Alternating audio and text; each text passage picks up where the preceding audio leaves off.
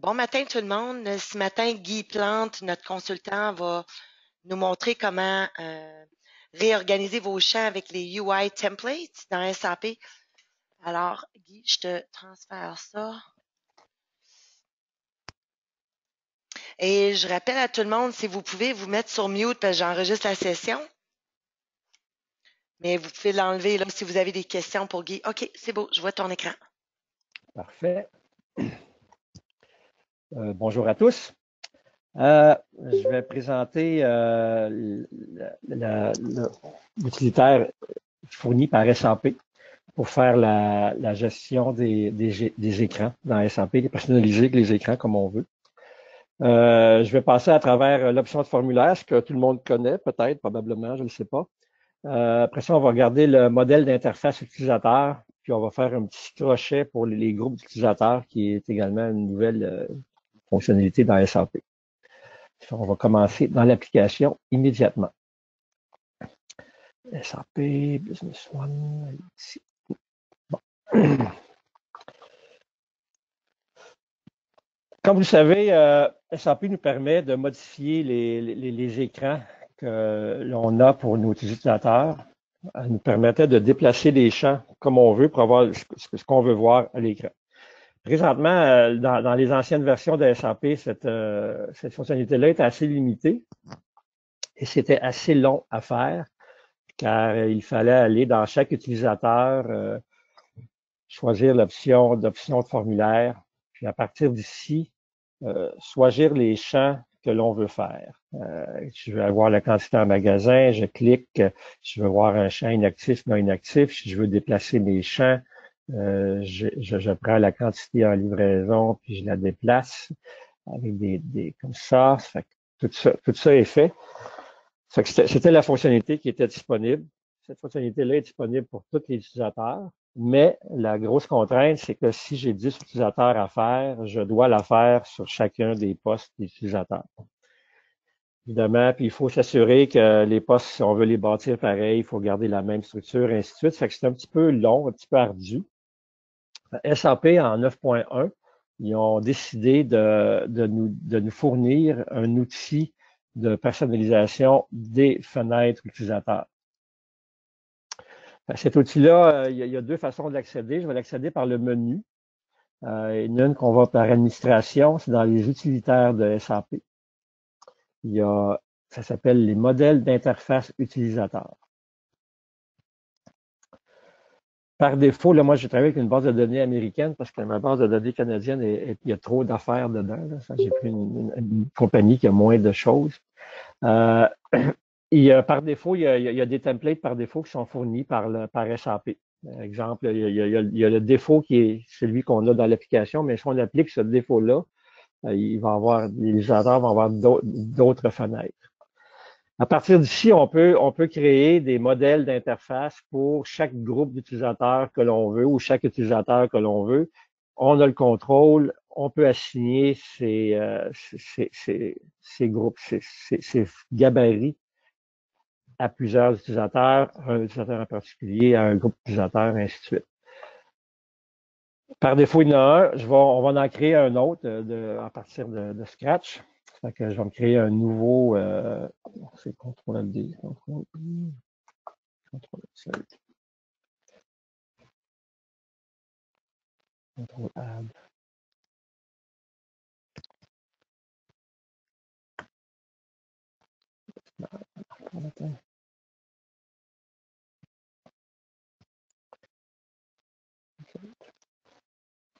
Mes claviers ne marchent pas maintenant, ça marche. C'est parfait. OK. Là, je vais me créer un nouveau formulaire. Ça, je vais l'appeler test ce matin.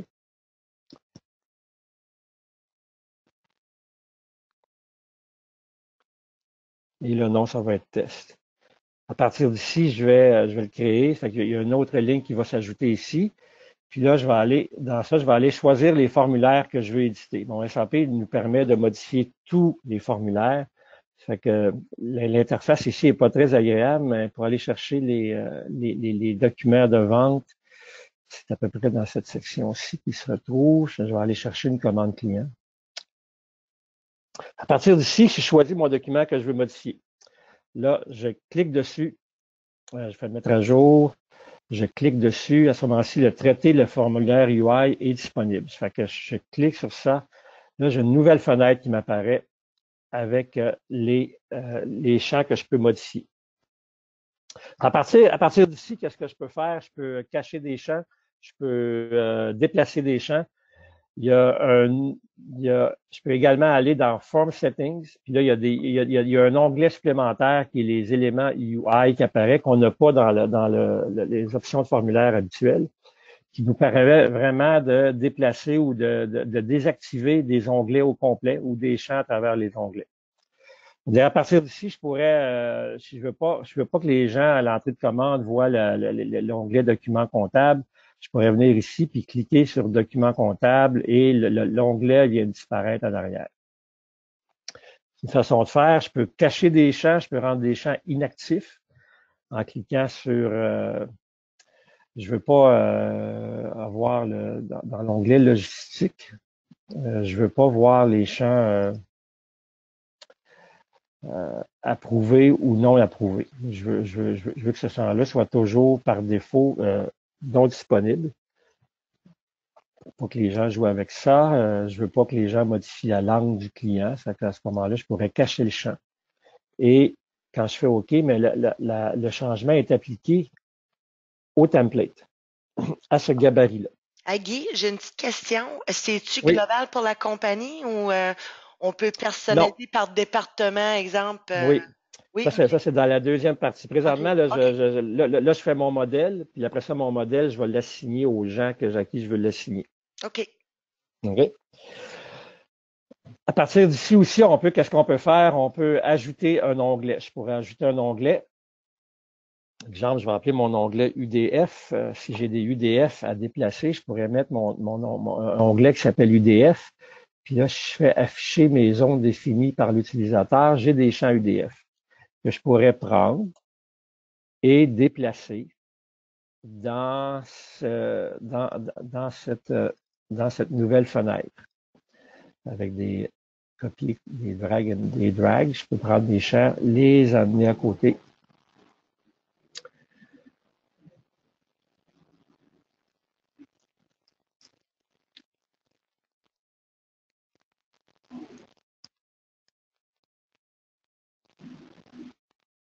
Fait que là, j'ai plus de champs à ma droite dans mes champs EDF. Fait que on n'a pas besoin de faire ça. On dirait qu'ajouter un onglet. Je ne sais pas s'il y a qui ont participé à la rencontre que j'ai faite il y a peut-être 2 mois pour B1Up. C'est un petit peu similaire à B1Up, mais ça, c'est vraiment intégré dans SAP. C'est vraiment l'outil de SAP que SAP nous permet d'utiliser. À partir d'ici, qu'est-ce qu'on peut faire? Il y a des outils que SAP nous permet de faire. Je peux aligner mes documents en faisant ça ici. Je peux les aligner à la gauche dans ce cas-ci. Mes textes sont alignés. Si je veux, je peux aussi modifier la longueur des champs ici. Si je choisis juste celui-là ici, je pourrais le déplacer puis le mettre la même longueur que les autres pour qu'on ait un écran qui ait plus d'allure. Fait que c'est l'outil que SAP nous permet. Fait qu'on on a ça. Fait que là, j'ai une fenêtre qui contient ces champs-là. J'ai un nouveau tab, j'ai des nouveaux champs. Je peux prendre des champs standards de SAP, les déplacer. Je pourrais, exemple, si un client veut voir le type d'expédition sur le premier onglet, je peux prendre ce champ-là, le déplacer, l'amener sur ma fenêtre qui est ici. Que l'utilisateur, à l'entrée de commande, n'aurait pas à aller dans l'onglet logistique pour choisir le transporteur pour cette commande-là. Fait que, comme vous voir, on peut modifier les champs. Je peux aller dans le champ comme tel, puis dans ce moment-ci, le masquer ou le désactiver. Si je le désactive, il va venir griser. Je ne pourrais pas faire d'entrée. Si je le masque, comme si je masque les informations du canal de partenaire, ben là, le champ disparaît totalement. Une fois que ça c'est fait, bon, je bâtis mon modèle, comme je le veux. Je peux aller l'option pour les champs, c'est exactement la même. Quand j'arrive ici, je peux venir dans mon form setting. Puis là, je peux aller dans mes détails de colonne, puis je peux déplacer comme je veux toujours mettre moi l'entrepôt, le magasin. J'assigne le magasin va apparaître. Je vais mettre je vais mettre la quantité, la description du produit, description de l'article. Ça bâtit ma matrice de saisie de données.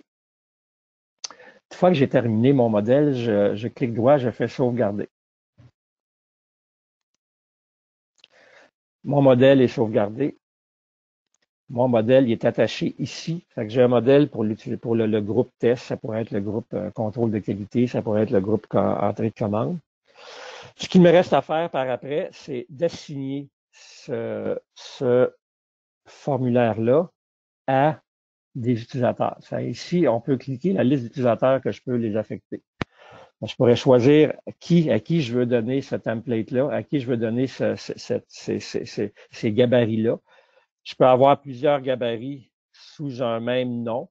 Je peux avoir plusieurs noms qui contiennent le même formulaire. Exemple, je pourrais avoir un gabarit de commande client pour les gens au service à la clientèle, comme je pourrais avoir un gabarit de commande client pour les gens qui travaillent au recevable. L'information n'est peut-être pas la même que les gens veulent voir. Fait que je pourrais avoir des gabarits différents. Dans ce cas-là, j'aurais commande client qui existe dans la test, j'aurais commande client qui existe pour les gens du recevable. Fait que ça, c'est la façon qu'on l'assigne. Fait que je viens ici, puis je passe à travers la liste des utilisateurs, puis là, je choisis à qui je veux l'assigner. Moi, ce que je recommande aux gens, c'est quand on veut faire ça, lorsqu'on veut utiliser les modèles d'interface, ce qui est préférable de faire, c'est d'aller chez les postes d'utilisateurs. Et dans le modèle qu'ils utilisent, s'assurer, j'en irai dans ma commande client pour mon utilisateur. Dans ma commande client, qu'est-ce que je fais? Qu'est-ce que je recommence? L'option formulaire, puis de restaurer le standard. Au niveau technique, SAP garde des traces dans des tables. Quand on met le standard, il efface tous les changements que l'utilisateur a fait. Mais quand on applique le gabarit pour l'utilisateur, il y a moins de risques que ça fonctionne pas. C'est ce que je recommande aux gens. Quand on veut utiliser ça, on remet le standard pour les utilisateurs présents. Après ça, on applique le formulaire. Ça, là, je peux l'appliquer à ces gens-là. J'ai un Bob ici qui s'appelle Bob, qui pourrait avoir ce template-là. Ça, là, je mets à jour. C'est-à-dire que la prochaine fois que Bob va accéder au système, il va avoir le nouveau template que je viens de lui assigner des commandes. Je vais y aller avec Bob. Administration, sélectionner société. Bob.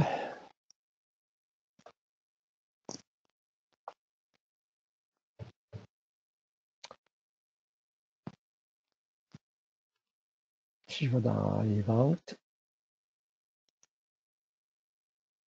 Bob devrait avoir le champ le gabarit qu'on a bâti. Regardez, il y a le contenu, il y a les UDF sont ici. Mon champ type d'expédition est affiché dans l'onglet logistique. Les deux champs qu'il y avait ici ne sont pas affichés. Ça fait que le template a été assigné à Bob. Personnellement, les gabarits pour les utilisateurs, c'est quelque chose d'utile, surtout quand on veut faire la formation. C'est toujours le même écran qu'on a. Faire le support, c'est toujours les mêmes interfaces. Des fois, les utilisateurs peuvent aller dedans et les changer. C'est préférable d'en faire un standard, l'appliquer à tous les gens. Comme ça, on sait où tout le monde est, à quel niveau qu'il est, puis qu'est-ce qu'il y a comme écran quand on travaille avec ces personnes-là. Je vais retourner dans mon manager.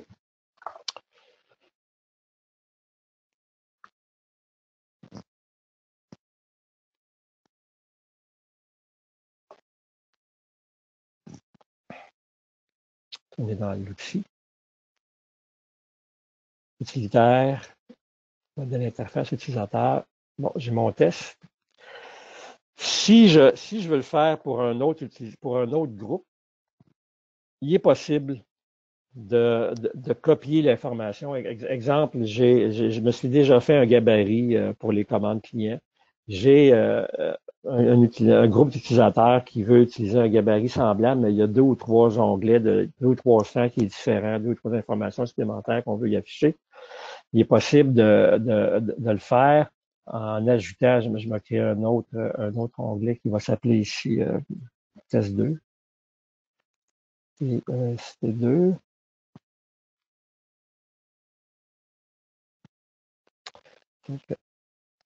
Oui. Et à partir d'ici, qu'est-ce que je peux faire? Je peux choisir mon gabarit, puis copier ce que j'ai fait. Si j'avais plus qu'un formulaire, je peux les copier plus qu'un formulaire. Je fais copier vers. Là, je vais copier vers test 2. Qu'est-ce que ça fait? Ça fait que maintenant, dans test 2, j'ai le même formulaire que j'avais dans test 1, puis je peux aller faire mes modifications comme que je veux faire pour cette personne-là en particulier, ce groupe de personnes-là en particulier. Alors, je peux venir, j'ai enlevé, il n'y a pas besoin je peux juste supprimer un onglet. Je supprime l'onglet. Supprimer l'onglet. Il faut que je supprime mes zones. Après ça, je pourrais mettre mes zones dans mon UDF. Après ça, supprimer l'onglet. Je pourrais rajouter les champs que j'ai cachés, déplacer les champs. Je pourrais le bâtir pour cet utilisateur-là en particulier. Pour ça, je le sauve et je l'assigne à l'utilisateur. Tout est centralisé dans cette option-là du modèle d'interface utilisateur. L'autre point, quand l'utilisateur, on peut les affecter à des groupes, à des usagers, on peut aussi l'affecter à des groupes d'utilisateurs. SAP, dans la version qu'on utilise, dans la version 9.1 ou 9.0, ils ont débuté avec des groupes d'utilisateurs, ça permet de faire des groupes au niveau généralité. Quand je définis un groupe d'utilisateurs, je fais CTRL A. On peut définir des groupes d'utilisateurs pour regrouper un groupe de clients, d'utilisateurs, puis ça nous permet de faciliter toute la gestion des autorisations, la gestion des options de formulaire, la gestion des modules de configuration. Au lieu d'y aller utilisateur par utilisateur, on peut créer des autorisations par groupe. On peut utiliser des autorisations pour des groupes d'utilisateurs strictement pour les modèles de configuration. Les utilisateurs peuvent appartenir à plusieurs groupes. Puis, dépendant du groupe à lequel on l'a défini, mais un groupe, on utilise les autorisations, l'autre pour les fenêtres.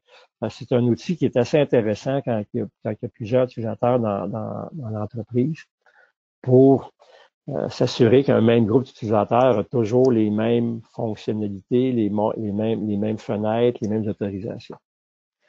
C'est nouveau depuis 9.1, 9.0. Ça permet beaucoup de flexibilité au niveau de la définition plus de flexibilité au niveau de la définition des utilisateurs. Je peux continuer de même avec d'autres formulaires. Comme je dis, tous les formulaires de SAP sont affichés, sont disponibles pour être modifiés. Il y en a beaucoup. Des petits inconvénients que moi je trouve, c'est qu'au niveau du traité, les formulaires UI, comme au niveau de la commande des points, présentement, là, je suis dans un formulaire de type article. Il m'est impossible d'aller modifier. Donc, dans les commandes clients, il y a le type service également qu'on peut utiliser. Mais il m'est impossible de le modifier dans le type service. Il y a une façon de faire, il faut que j'aille dans la commande, il faut que je m'assure que la commande a été mise en type service. Puis là, mais que je rouvre l'UI, l'interface, il va être en mode service, mais je ne pourrais pas conserver les deux modèles sous le même groupe de modèles. Il va falloir que j'aille un groupe de modèles qui va être pour les commandes, les types items, puis un groupe de modèles pour les types services. Fait que c'est les limitations qu'il y a au niveau de ça. Mais à part ça, c'est pas mal bien. OK, j'ai une petite question pour toi. Tu dis qu'il y a des limitations. Oui. Plus tôt, tu parlais parce qu'au mois de mars, comme tu avais mentionné plus tôt, on avait fait le webinaire sur Boyum B1Up qui fait aussi de la modification des champs comme ça. Qu'est-ce qu'il y a d'autre? Qu'est-ce que B1Up pourrait faire que lui ne fait pas de base dans le système? Non, mais lui le fait, mais c'est juste qu'il faut.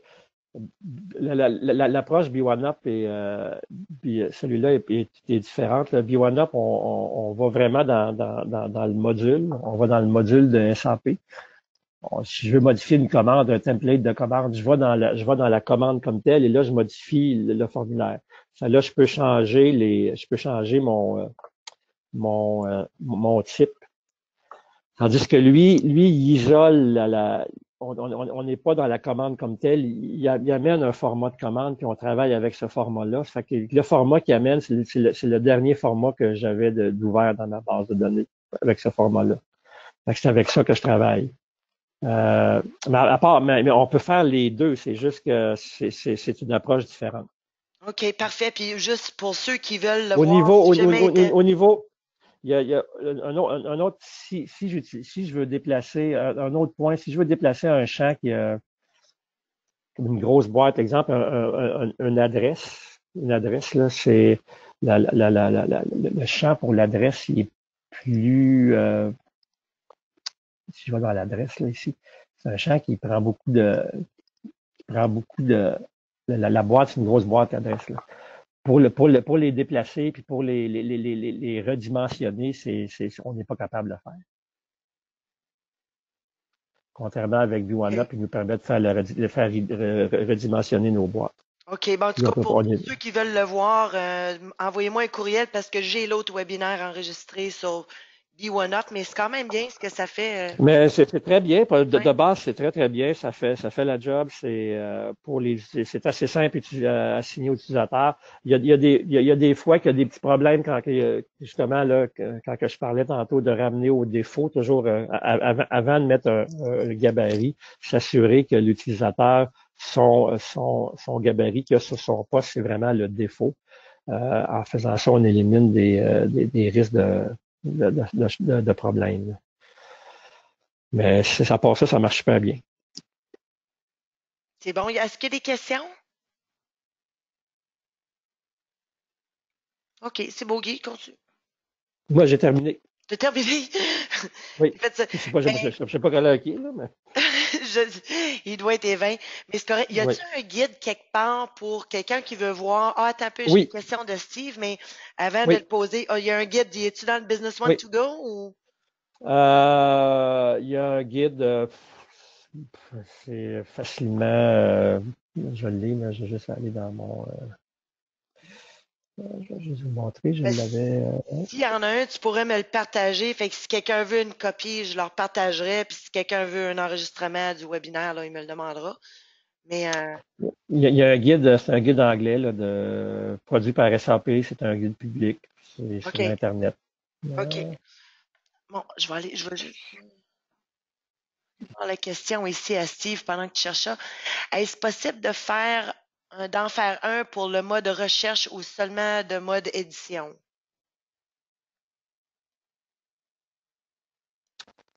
Quand tu es en mode recherche, Steve, peux-tu prendre ton micro? Si tu es capable. Oui, OK. donc ben, c'est ça, je veux savoir, est-ce qu'on pourrait mettre des champs, par exemple, en mode recherche qu'on n'aurait pas normalement en mode édition ou quelque chose comme ça? comme rajouter des champs que tu peux faire une recherche.